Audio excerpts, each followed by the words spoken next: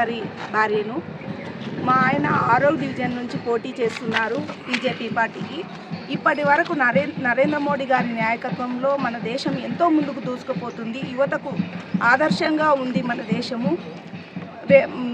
ఉద్యోగాలు ఏమైనా మనకు సెంట్రల్ నుంచి ఫండ్స్ రావాలన్నా కూడా నరేంద్ర మోడీ గారే ఇవ్వాలి మనకి.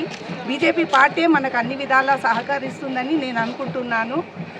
మా బాలరాజ్ గారిని భారీ మెజార్టీతో మీరు గెలిపించి బీజేపీ గుర్తును ఇంకా బలపరుస్తారని నేను అనుకుంటున్నాను. మన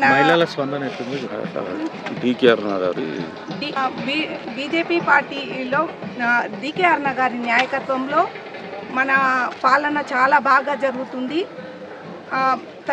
డికే అరుణ గారు మనకు నిధులు, డ్రైనేజీలు, రోడ్లు వేయించడానికి నిధులు చాలా ఉన్నాయని చెప్పారు. వాటిని అన్నిటినీ వినియోగించి మీ కాలనీలను మేము మెరుగుపరుస్తామని చెప్తున్నాము. బాలరాజ్ గారికి మీరు దయచేసి మీ అమూల్యమైన ఓటును వేసి భారీ మెజార్టీతో గెలిపించాలని నేను కోరుకుంటున్నాను. ప్రతి ఒక్కరికి పేరు పేరున నమస్కరించి చెప్తున్నాను. సీరియల్ నెంబర్ ఎంత? కమలం పువ్వు గుర్తు మనది 2వ నెంబర్లో ఉంది. సీరియల్ నెంబర్లో మీరు తప్పకుండా బాలరాజ్ గారికి ఓటేసి గెలిపిస్తారని నేను కోరుకుంటున్నాను. ప్రతి ఒక్కరు కూడా భారీ మెజార్టీతో గెలిపించి బీజేపీ పార్టీని గెలిపిస్తారని, మోడీ గారి నాయకత్వం బలపరుస్తారని నేను అనుకుంటున్నాను. అంటే ఇప్పుడు మీరు ఇంటింటికి ప్రచారంలో బాగా చేస్తున్నారు కదా, మీ మహిళల స్పందన ఎట్లా ఉన్నది? మేము ఇంటింటికి డోర్ టు డోర్ వెళ్ళాము. ప్రతి ఒక్కరి రెస్పాన్స్ చాలా బాగుంది బీజేపీ పార్టీ పట్ల. ప్రతి ఒక్కరు మనకు ఓటేస్తామని కూడా చెప్పారు.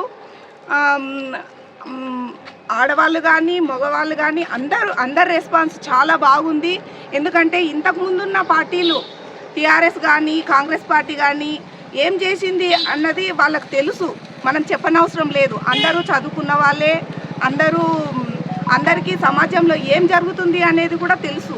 అందుకని చెప్పి వాళ్ళు తప్పకుండా బీజేపీకి ఓట్ చేస్తామని మనకు మాట ఇచ్చారు.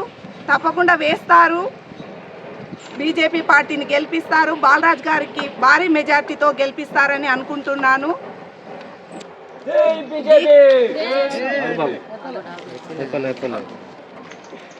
డికే అరుణ గారు కేంద్ర ప్రభుత్వం నుండి మనకు నిధులు ఇప్పిస్తామని చెప్పారు.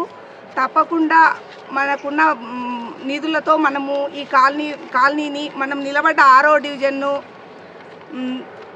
ప్రగతి పదంలో నడిపిస్తాము.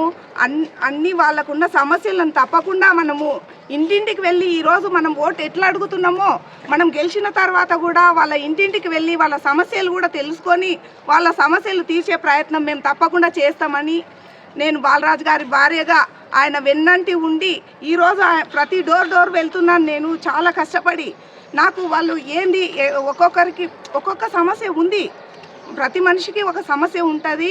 ఆ సమస్యలు వాళ్ళు క్లియర్గా చెప్పారు. రోడ్లు కావాలి, కాలువలు కావాలి, మాకు అన్నీ చేయించండి అని చెప్పారు. అందుకే ఒక ఇంట్లో ఆడపిల్ల చదువుకుంటే దేశమంతా బాగుపడుతుంది అన్నట్టు నా భర్త వెనుక నేనున్నాను కాబట్టి నేను వెన్నంటి ఈరోజు ఎలా తిరిగి చెప్తున్నానో, ఆయన గెలిచిన తర్వాత కూడా మీ సమస్యలను ఆయన వెంబడుండి మేము తీరుస్తామని మేము వాగ్దానం చేస్తున్నాము బీజేపీ పార్టీ తరఫున.